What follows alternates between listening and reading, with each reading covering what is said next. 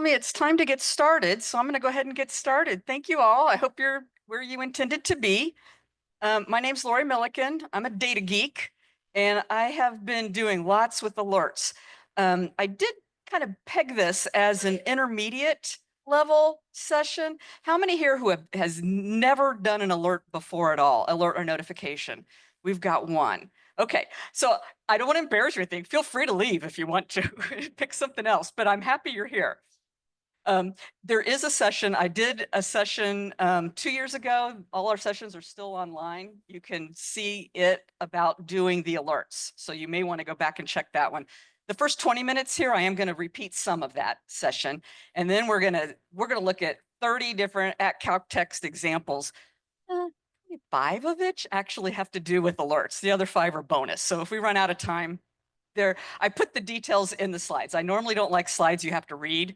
But I want you to be able to use these later. Okay. So this is what we're going to cover. Why do you use alerts? Advantages and disadvantages. Some lessons I've learned about alerts and at calc text. And then we're going to go straight into 30 real life examples that we use in child protection program, which is where I'm from. It's part of the School of Medicine, Pediatrics. And I mostly with in REDCap anyway, with the foster care bridge clinic. So we are an actual clinic. We see patients. They're all foster kids and their foster families. And these kids may cycle through many caregivers and families. And so we have to look at all the different families and people involved. A foster kid has many, many, many people in their corner. Okay, so here, there are 5 reasons here. I got 5 different pictures to say why we're going to use them. And that first one is our next slide.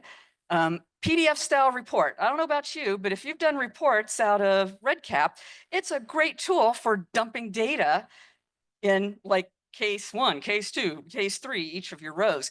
But we have situations we want the whole page to just be one case. We want a lot of information about one kiddo to be here. And everything I show you is fake. This comes from our test system with fake names. There's no person that I know of named Childers Reed. And so we do a lot of alerts with this PDF style report. We happen to design ours so that all the data fields that are coming in are in the blue.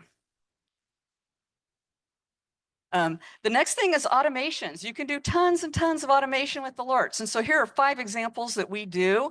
We do partially completed referral. You know, the way the child comes to us is someone from the Department of Children's Services refers them to us, and they'll start it out and then not finish it. And so we have an automated alert to say, hey, you started this. Do you want to finish it or are you done?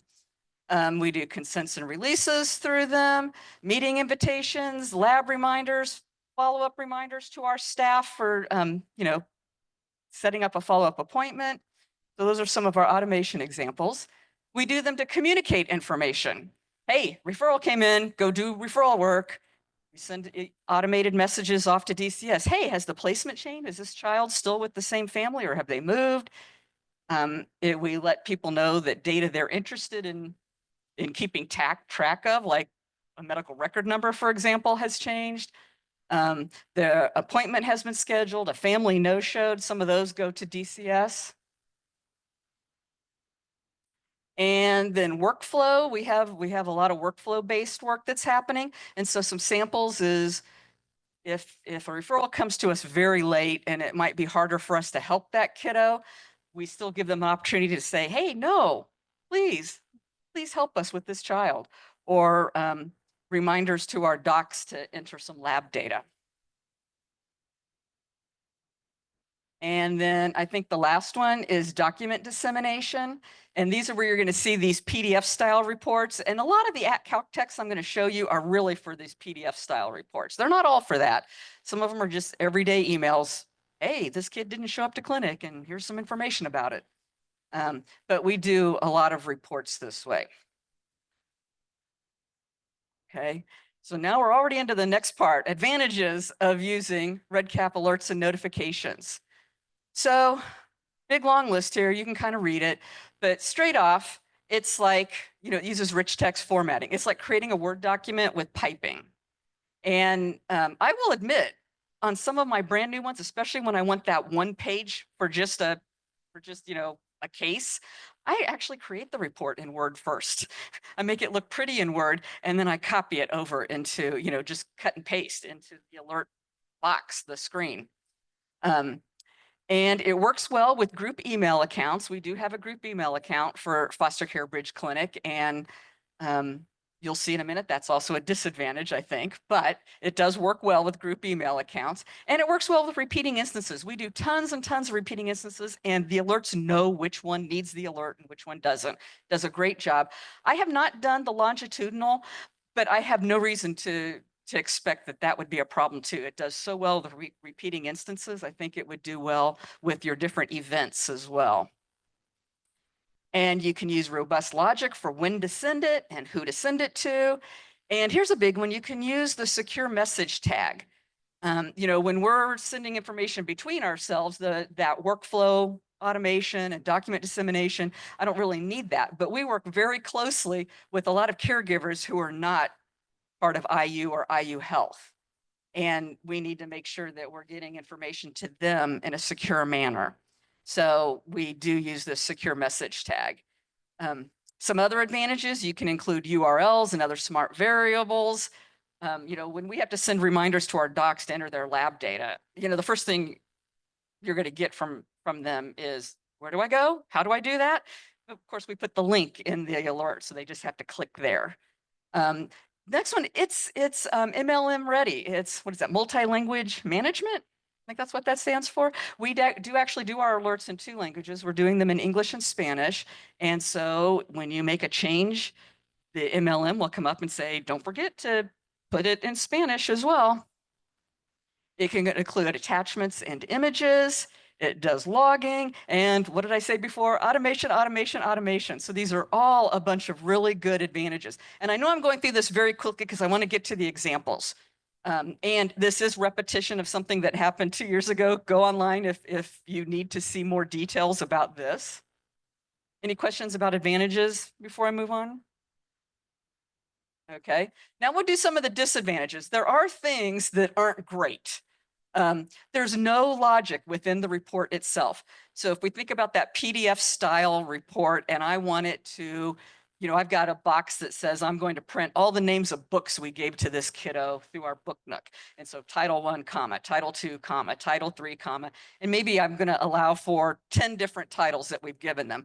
I don't want it to do Title 1, comma, 2, comma, 3, comma, and then comma, comma, comma, comma, comma, when I only gave them 3, right? And I can't put if logic in there to say, if there are 3 books, then do 3 commas. If there are 4 books, 4 fields and so forth. So that's an annoying thing about alerts. But @CalcText can help, and we'll see examples of that. Also, sometimes you have to do duplicate alerts for slight differences. An example of a case where I have to do a duplicate alert and it annoys me no end is when we send consents and releases off to our various partners. The ones that come from Marion County are different for the ones that are in other counties. And so I have to basically have one that has the logic up front that says, if it's Marion County, then use this alert because it's got this attachment on it. And if it's not Marion County, use that alert because it's got that attachment on it. And I don't know how to fix that, but all the other if logic that we've had @CalcText can help on that as well. The next thing that's annoying is you can't print it on demand. You can't just say, I've got this great PDF style report. Here's a nice summary of the full case of this kiddo, or if you're doing, research participant, whatever it is your record level is. And if you want one of those, you still have to trigger it. You can't just say print it. And even worse, when you trigger it, it goes to an email. You can't say print this to the printer or to my screen. You print it to an email. And I'm not 100% technical, so there might be a few little exceptions out there, but that's the way it's set up. The next one is HTML is king. So I am not a programmer, but one of the things that it offers you, REDCap alerts offer you when you are in doing the alert, there's the little looks like a less than, greater than symbol. You can click on that and it takes you to the actual code that REDCap has generated. And the code it's generated is in HTML. And you can ask AI, you can ask Copilot if you're here at IU. You can, Google things in general, like how do I code this thing that I want to do? And most of the time, they've given me good answers. I know enough to be dangerous. So I have been able to go in and change the things that aren't working right. Like, for example, when you go to add a line to a table in REDCap, just using the native alert screens, I don't know where it gets the width of its line. It's a mystery. If you touch it, everything that looked perfect yesterday may now be really fat lines or really skinny lines today. HTML can kind of control that. And then the biggest one, this is new. This was not part of 2 years ago. There's a limit to an output size. I gotta tell you, we are working right now on a social determinants of health module. And the social worker that we're working with, we have about, I don't know, 200 lines. We're adding about 1,000 fields to make this work. I'm struggling mightily with it, I will say. But we ended up with 200 lines that we're sending to this case summary. And one of the HTML things, going back a bullet that we have, is a command that'll kind of squish it down. If there's nothing on the line, it squishes down and doesn't print the line, or prints it like teeny, teeny, teeny, tiny. So it's like it's not there. And so, sorry. And so, we weren't thinking anything about it. And then I did all this coding and we were getting it all in place in the forms itself within REDCap. And then we got to let's put it on the alert, and I did all the work to have the extra 200 lines. And then every time it would print, it would cut in the middle. It would just cut in the middle. It's showing me an alert in REDCap that goes all the way to the end, but what it's actually printing cuts in the middle. And we've determined there's an output size limit. I'm not exactly sure what the limit is, if it's like, 126 kilobytes. I have no idea. I have no idea what the thing is, but it has some sort of output size limit. So we had to go back to the drawing board and redesign our process because we couldn't figure out how to get past that. So those are some advantages and disadvantages of alerts. Now, along the way, a lot of lessons we've learned that are either alert or calc text adjacent that I thought worthy of sharing. And the first one might be a lie. I don't know if there are any experts in here who can tell me if that's a lie. Before, a week and a half ago, when we upgraded to 15.0, piping within calc text only gives us the code. It never gives us the words. Okay, so if you say, they always give that example. If sex equals 1, then you want your output words to be male. Otherwise, you want your output words to be female. And so that piping is giving you a 1 or a 2. There's no do that little label. You know how in piping, I forget which is one of them's value and one of them's label, where you can add the colon value or colon label and it gives you the words. You can't do that in that calc text. And as I read through all the different 15.0 upgrades that happened a week and a half ago, there was something that made it sound like maybe you can get the words now. But they didn't present that in the big lunch and learn, so I'm kind of thinking that might not be the case. But let's continue on, because all the examples I'm going to show you kind of come back to typing. You can't get the word. You always just get the code. You can use stuff from the current form or instance in the calculation, but it has to be on another form or instance if you want the calc. Oh, this says ISU. If you want the calc to use the calc with at default. So that's not really at calc text. It's really more about how at default works. But a lot of at calc text that I use is the default stuff. And so if I'm in a form, and an example of one that we have is we ask the docs are filling out a form when they're seeing the kiddo, and they'll say this is a virtual visit or an in-person visit. And then a little bit later, they have like this freestanding sentence that prints on this case summary that says so-and-so was seen virtually in our clinic, or was seen in our, virtually in our clinic for a limited assessment, versus was seen in our clinic for a comprehensive assessment if it was in person. And so I can use that calc text to kind of put those words together But then if I want them to default into that same form, it won't do it because it didn't know the in-person or the virtual until it had already opened the form. So you kind of have to think about where do you want your @calc text. File size limit on upload. So the same social determinants of health module where we're adding 1,000 fields, I'm like, oh, this is a great opportunity to do all the work over in the data dictionary. So, you can build your forms on the fly straight in native REDCap, or you can do, a file that you're doing all the work in. It could look like an Excel file and upload it. And because I had so much of the same thing over and over and over again with these 1,000 new fields, I'm going to do the file size on upload where it's a lot easier to do a lot of cut and paste and change alls. And then what happens is some really, really long fields just truncated in the middle. And then everything past that really, really long field doesn't come in. So had to build a system to, build a method to get around that. So if you're building really complicated calculations, think about that. The next one is it's sort of case sensitive. So you can tell if you're looking at me, I'm old school, very old. And when I went to school in the 80s, they taught us to, when you build programming language, that you would put your variables in lowercase and you'd put your big action words in uppercase. So here I am, capital if something, something, and capital concat something, something. Well, it turns out it's case sensitive here, but some of my capital ifs worked. And if I don't touch them, they work fine. But if I touch them, it'll force me to go to little letters. So I would say whatever you see in REDCap publications, use whatever case they're using because they do mix it.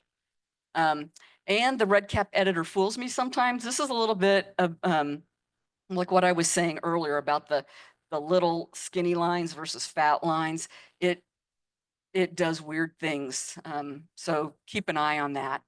And then the next thing I've learned is use the cheat codes or the tools. They give you lots of tools in REDCap, smart variables, special functions, action tags.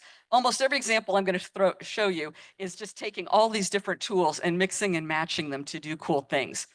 And then the last lesson learned is as wonderful as multi-language management is, and it is wonderful. It doesn't have @calc text translations. So if you were using their big example of, if sex equals 1, male, otherwise female, you'd have to have if sex equals 1 and language equals English, male. Otherwise, if sex equals 1 and language is not equal, equals SP, then what male is in Spanish, but so forth. You kind of have to do the things that MLM came to replace, you kind of still have to do them in @calc text. So those are some of my lessons learned. And now, okay, so before I start in on any of those, I know I went through that very quickly.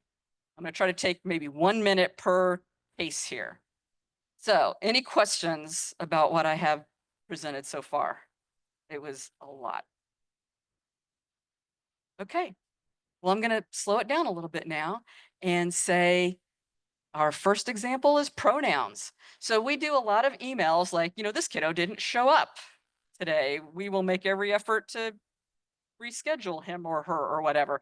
So we do several pronouns through this. And so this looks very much like the examples that REDCap presents to us all the time. And you can see I have, these are the 3 pronouns I've set up so far. We might have others when the need arises. And I'm showing you my actual @calc text. And you can see I've used the caps and not caps the way REDCap intended me on these examples. Some of our examples won't look that way. Okay. Next up, number 2. Another easy peasy example, county. We want the county to print on some things, and you just have to repeat it.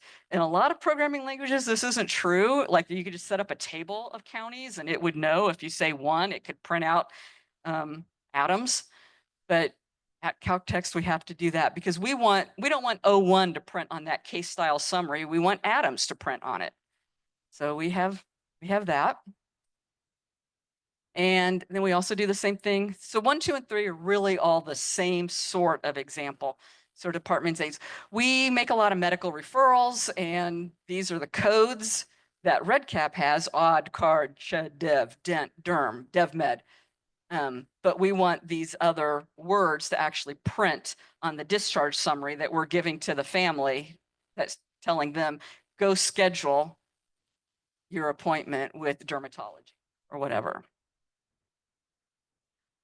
Questions about those? Okay, those are some easy ones. Now we're going to move into some more intermediate level ones. We got a bunch of these. So we also use at CalcText to do email addresses. And so these are our medical providers over the years, since we've been doing the foster care bridge clinic. And so the provider is known, a nurse or somebody's actually entering the data that said this appointment was with Dr. Thompson. But then behind the scenes at CalcText is figuring out, hey, if this is with Dr. Thompson, I need to send all of my alerts to Dr. Thompson. And so what's the email address? So now if we think back to the way an alert is set up, it actually has, you tell it what email you want to send it to. That email can be a field. So this field, like the doctor email field, is what we have that alert going to. So when any of these doctors see a child, only their discharge summaries come to them, not all of them. Okay. And I know I didn't really say at Calc, the one example is, if this, that, then that. But all the way through, you can kind of see these are a bunch of, it's called nested ifs, right? So if the discharge provider is SLT, then it's Dr. Thompson's email address. If not, is it AG? Then it's Anna's address. If not, is it Hicks? Then it's Dr. Hicks' address, and so forth. So, and then, the big thing is you got to have all those ending parentheses at the end to make it work beautifully. And REDCap is really good about that. They do the highlighting of the parentheses to help make sure you're in the right place. Okay. Who triggered this alert? Well, this one's, look at how simple that CalcText is. There's not even an if, it's just filled in the username, because we have some alerts that, we want to know that a field has changed, and they want to maybe know, who should I go ask about why this field changed? So their alert will say, such and such a field changed by whoever, and then this username is what that whoever is. Okay. We have a lot of situations where the same information is on different forms. And this example is where we want to choose the contact information that is best for us. So we have a referral that comes in from DCS, and they will tell us who the PCP is, and they will tell us who the educational liaison is, and they will tell us who the family case manager is, and they will tell us who a guardian ad litem is, and they will tell us who the court-appointed special advocate. There are a lot of people in this kid's corner, and they will tell us who all those people are. But it is a system with a lot of turnover. So all those people in that kid's corner are changing every other minute. And so we kind of have a system where we keep the original referral pristine, and then we have another form. It's called cast, for our cast of characters.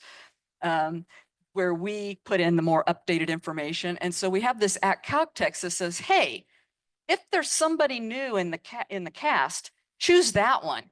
But if there's not, go get the one from that other form. Because on that case summary, I want the most current one to print. So we do a lot of that. And you'll see we also have the example on the third one down where we have concat. We actually want it to put some language with it. We want that phone number to have the word phone in front of it so you can tell that it's not the fax. Okay. Moving on. Oh, remember that example of books before with commas? Well, now what we do is, this is just a segment of it. You can see up above, here's what's on the alert. The actual alert looks like we have we've allowed for 7 different books to be provided, and it always ends with imagining a safe place with Big Bird. And so if no books have been entered, this should just print with imagining a safe place with Big Bird. If 3 books have been entered, it should print book title Lang 1, book title Lang 2, book title Lang 3, and then kind of space, space, space, and imagining a safe place with Big Bird. You guys kind of see that from that top part? That's showing what's on the alert. Behind the scenes in our calc text, I just copied in part of it because we have lots and lots of book titles and I wanted you to be able to read it.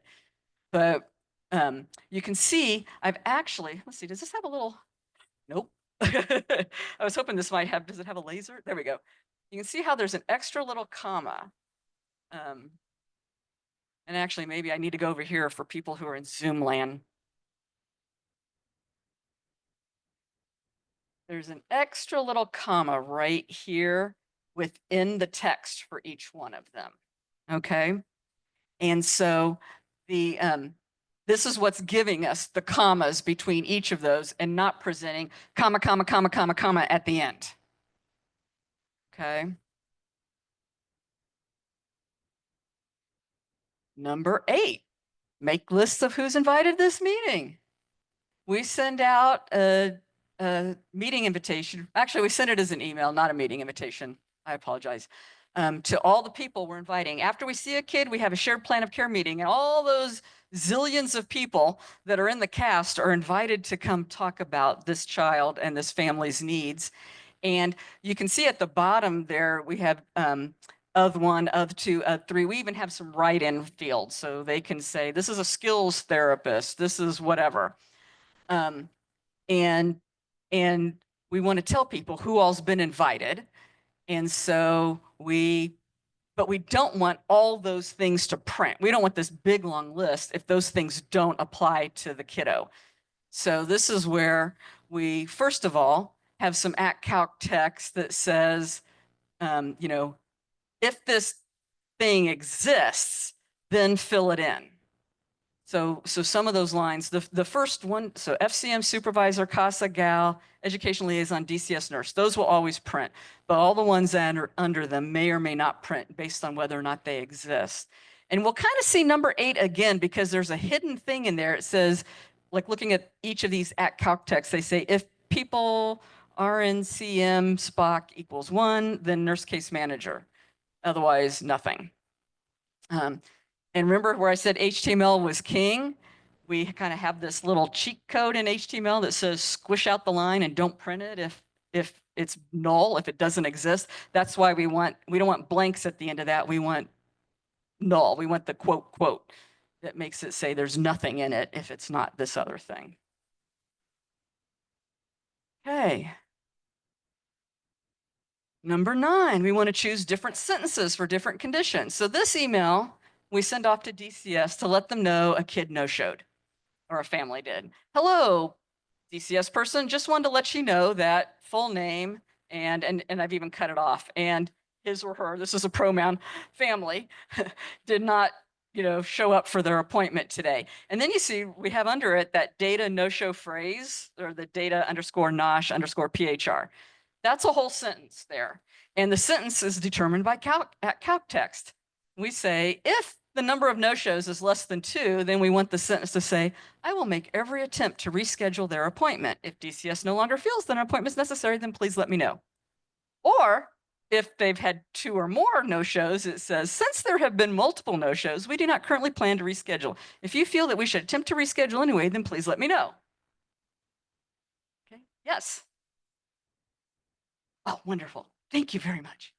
I want to make sure I stayed on time. I did a practice run and over. Thank you, Nancy. Okay. Now, this is one of those examples. I've listed it here. Downside is you have to include language logic for MLM. Now, this luckily is one thing that we only send in English, so I don't have to do it. But if this were something that impacted Spanish speakers, we'd have extra calc text going on, right? We'd say, if the no-show is less than 2 and the language is EN, blah, blah, blah. Okay, number 10, count things. So this one's kind of a mix of features. We like counting things. So this is that same alert, and we're counting, we're showing them how many reschedules, how many cancellations, and how many no-shows have happened. And a really old thing that has existed long before calc text did is the calculated field, right? There's a calculated field that works with numbers. It just does numbers. And this part at the bottom where it says some appointment no-show number 1, some appointment no-show number 2, and so forth, that's one of those calculated fields where it's just doing numbers. But I needed to get a number in place for the no-show. And so we have a status for the appointment. What happened with this appointment? Did it happen? No-show? Did it get rescheduled? Did it get canceled? So the @calc text is above that sum. It says, if the appointment status is no-show, then give me a 1 into this field called appointment no-show num. Otherwise, give me a 0. So I've got a bunch of instances, and each instant is getting a 1 or a 0. And then the sum field, the sum calculated text, is actually just adding up all of those. So we're kind of mixing and matching some features there. And then when it's all said and done, we print the summed number, which is that data no-show num, data can'ts num, data reschedule num onto the alert. Our alerts do a ton of things. Okay. Doing okay. We're going way faster than I thought. Okay. Next one, number 11. Making lists of lab tests ordered or recommended. So this one was a little complicated in that, those of you who are in the medical field, I know not everyone here is, but those of you who are, ordered a test has a very specific meaning to our docs. But what really happens in real life, especially with our patients and their families, is they order a test and then it may or may not happen. It may or may not happen even though they're right there in front of the lab as they walk out of our clinic. It may or may not happen. And so we kind of needed to know whether or not it happened. And we also needed to know if we needed to be able to communicate to the family on the discharge summary what happened, or what we wanted to have happen if it didn't happen, so that they can have that list of lab tests in their hands if they want to go somewhere other than our facility to get their lab tests done. So we kind of called them ordered and recommended. And they wanted 2 different fields on the discharge summary that we turn around and give this patient's family as they're leaving. They wanted a line that said tests ordered and a line that said tests recommended, even though they were really all ordered, no matter what the case was. Ordered meaning the medical word ordered. But you can see that big white box kind of in the middle shows what our discharge summary is supposed to look like. Tests ordered. And then the one below it, tests recommended. So it's one line or the other. You don't have them in both. You always just have it in one on the other versus what happened. And then the gray box behind it is the REDCap form. That probably looks familiar to some of you. You have seen what REDCap forms look like. And we kind of changed the language a little bit on the heading of, that's a matrix field, right? So the ordered versus recommended, the first column's ordered, the second column is recommended, and the third one is neither. And so that's kind of the setup. And then the @calc text, so I gave 2 examples, the Hep C lab. If it's ordered, then I want this field to have the answer Hep C in it, and it's going to be in that ordered line. So and then if it's recommended, I still want the word Hep C, but that's going to be a different field. So if you look at the test ordered line, it's teeny tiny, but it says dish lab phrase Hep C versus right below it on the recommended line, dish lab phrase Hep C rec, right? So it's each one of these needed a different field. A lot of that calc text to make these case style reports have a lot of flexibility and if in them. So for every single lab that our docs might do, there are at least 2 calc texts just for this. Any questions about that? Okay. Number 12. So we have something we're calling the big box menu, and this is just now getting released. Our docs have found themselves that they have a lot of language they want to put in this discharge summary they're giving the family. A lot of language. A lot. Have any of you, you've been to the doctor and you get your discharge summary and it's got 5 pages. Yeah, they're trying to add to those 5 pages right now, where they have a lot of different activities they want to, if they apply to this child, include in the discharge summary. So in what we're calling the big box menu is they can click off one of these things, and then when they click it off, it will automatically go onto the discharge summary and they don't have to do any typing. So for example, if they click safe sleep, then this at calc text is going to put all this stuff on there. And you're going to see this one again as we go through our 30 samples, because if you look at it, it says, if this field SS, safe sleep is one, meaning it's checked off, then I want you to print safe sleep, BR star, put your baby to sleep on his, her back, and a flat front, blah, blah, blah. And you see, you kind of have that BR star and the BRs in places.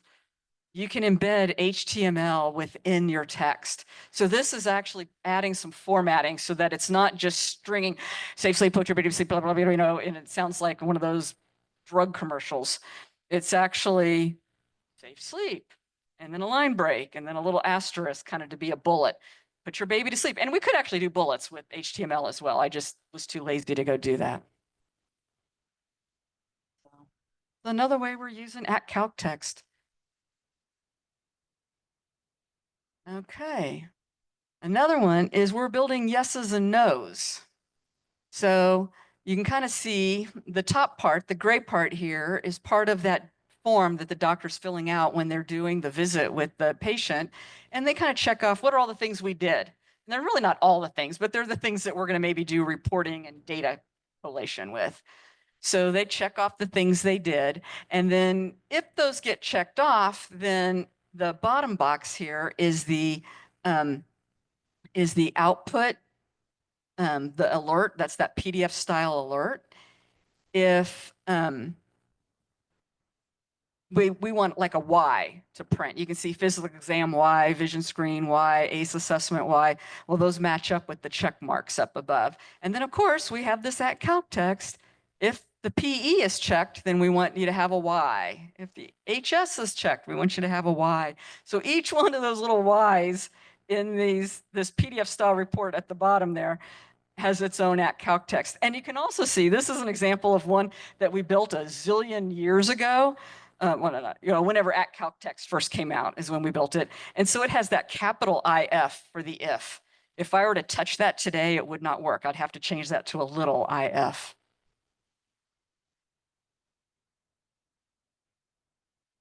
Okay, number 14. So we want to determine the trigger for a follow-up alert. We have this shared plan of care meeting for every single patient. We see them in clinic, and then a few days later, we gather all the caregiver people, and we talk about them and their needs and try to help them out. And then we also decide, do we need to see them again and follow up? And we want to send a reminder to our nurses to go schedule that. For whatever the time frame is. And so during the shared plan of care meeting, we sit there and we put in a number into that follow-up desired in number of weeks. So we'll say, I want to see them in 3 months. So I'll put a 13 in there. These next two fields, you can see they have the @hidden action tag on them. A lot of these, almost all of these calc texts that I'm showing you, always pair them with @hidden. Once you've tested them and you like them, then you can hide them so you don't have to see them on the form. You don't want to waste looking at all of this work happening behind the scenes. You just want it to magically happen.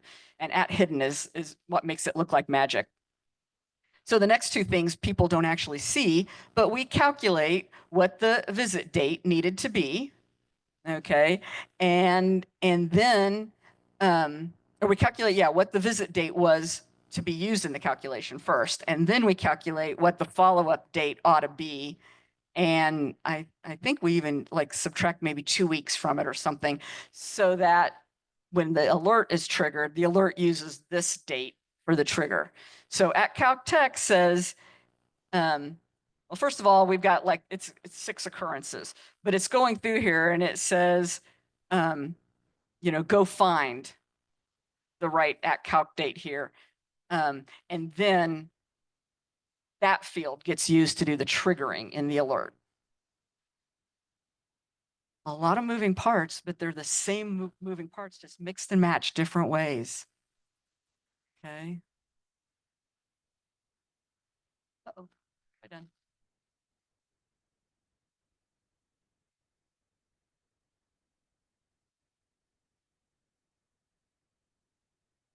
Okay. Hey, remember when I said HTML kind of try to want to squish the line down to get rid of all the lines you don't need? Well, that's a field called border collapse. At least I think it is. I am not a programmer. I am not an HTML expert, and this is what Google taught me. And so if someone in here is an expert, I welcome your advice very much. Um, but by adding in this border collapse kind of thing um, into the HTML in the alert behind the scenes, then you can make it not print like, what is that? 1, 2, 3, 4, 5, 6. Was that 13 or 14 lines there? I don't want to print 13 or 14 lines unless we're inviting 13 or 14 people to this meeting.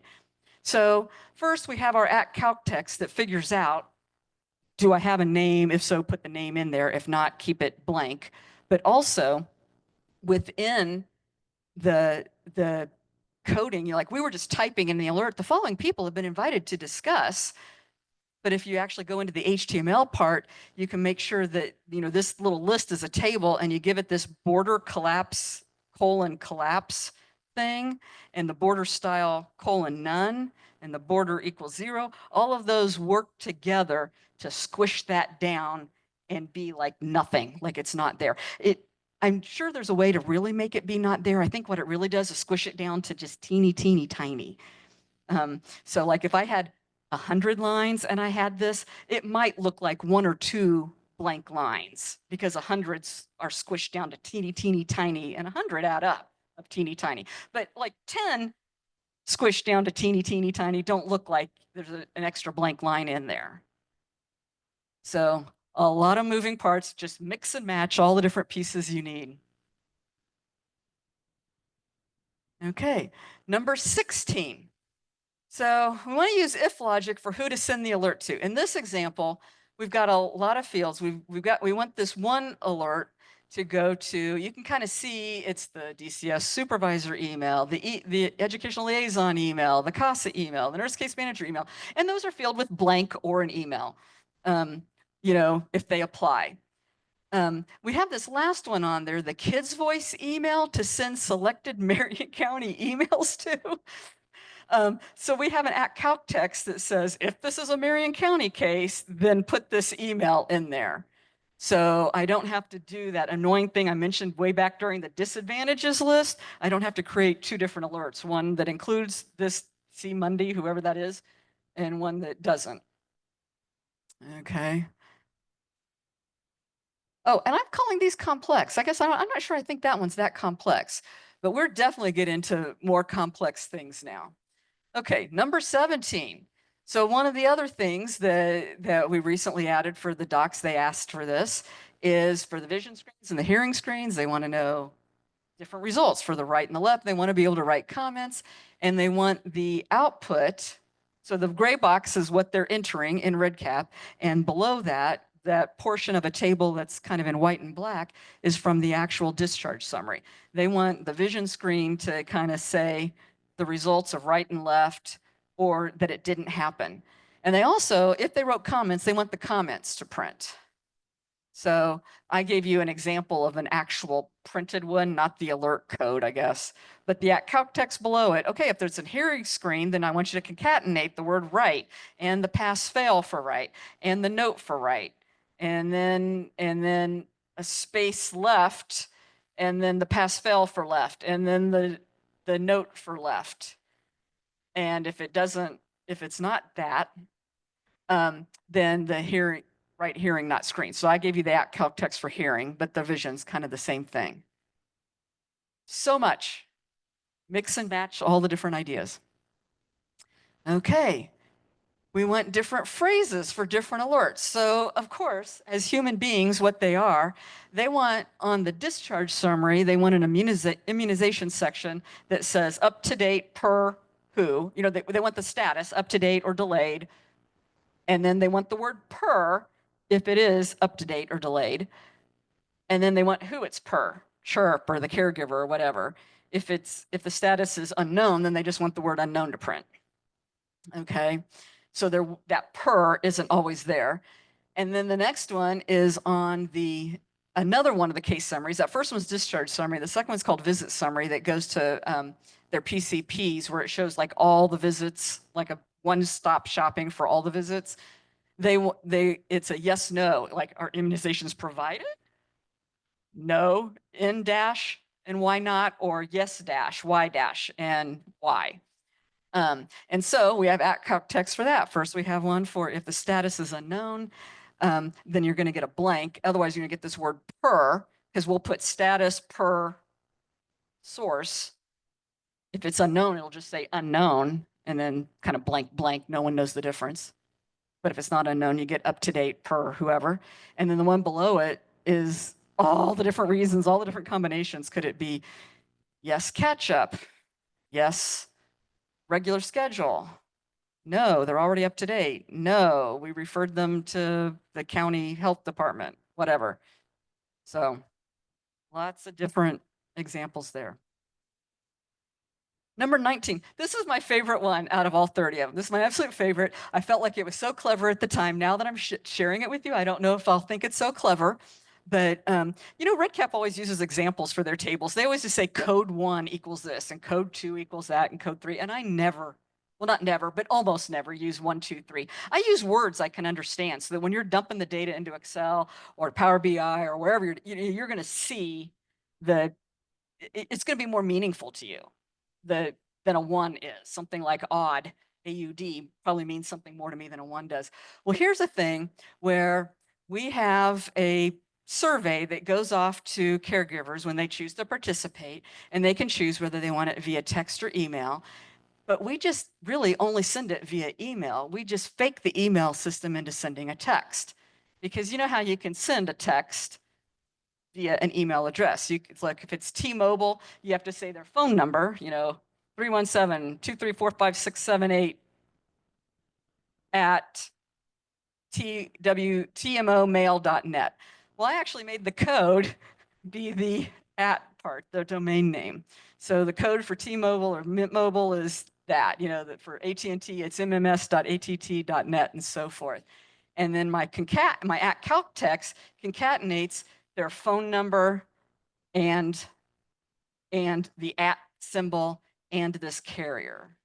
So if they choose to participate and they want to get the survey via text, they have to be able to tell us who their carrier is. And then we update this from time to time. I don't even know who some of these are. I have to tell you, I always use Ting when I'm testing, entering fake data, because I don't think anybody, like it's going to reach anybody. Yes. Oh, awesome. Awesome. Oh, yes. She said, thank you for using this because we've used this before. So you feel validated. Like, yes. Yeah. And did you also feel clever, like oh so clever when you did this? Oh. Oh, thank you. Oh, so you've already seen it and copied it. Awesome. Yeah. Thank you. Yeah, no, it makes me happy. And we use it, we've been using this for years, and we're not paying like any extra, like whatever that, however many, you know, 0.05 cents per text or something. Okay, number 20, store 2 codes in 1. So again, if you think back to other systems you've used, or if anybody here is a programmer, you know, a lot of languages have tables, right? Where you can say, here's the county code, here's the county name. You might share other things about the county. In this case, for our books, we have this book nook we have a grant for, and we do surveys with. And each book is either a caregiver book, which I've called an adult book, which I really wish I had not called because it sounds like something else. Thank you. And we have children's books and we have learners books. We also give books to our to the residents and students and fellows who cycle through with us.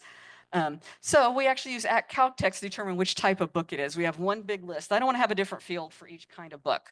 You just have one big field where you can say, click off which book we gave them.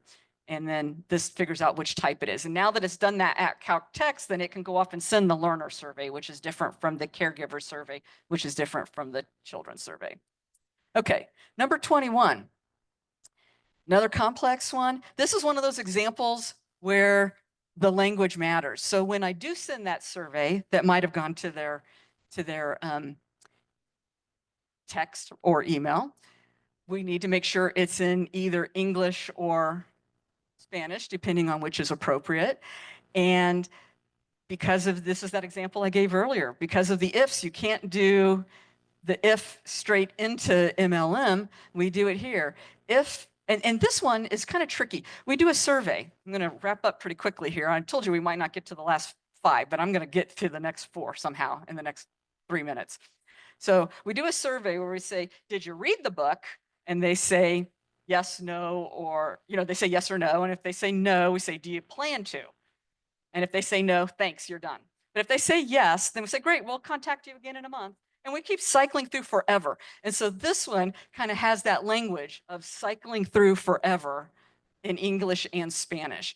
And then I think, did number 22? Yeah. And then once they finally read it and they do the survey, if it's a children's book, they get a read aloud to go with it at the end, where they can click here and it takes them straight to a YouTube thing that our behaviorist has determined is an appropriate one. And so it has to say, click here to read along with your book, or I don't speak Spanish. Haga clic aquí para leer junto con su, because with your, a book in Libro, I guess those are wrapped around. Okay, so we kind of do that one. A really cool thing, and you can see the picture of what's presenting on the screen. Number 23, determine the URLs. That same logic for that language had to determine what the URL was. If it's Spanish and this book title, then give me the Spanish YouTube video and so forth. Number 24, I mentioned this one before, using HTML within the calc text. So here's an calc text that has those breaks in it so that it prints like what you see up above, the doctors, instead of all strung together. And then, okay, so up through number 24, those are all ones that got used with alerts. Starting here, these are some other really clever, fun calc text examples that aren't necessarily for alerts. We want to, and this one, number 25, we haven't even done yet, but we're getting ready to do it, is we want to create a link to a different record. We have siblings. We want to be able to say, if I'm looking at this kid, I probably want to look at their siblings too.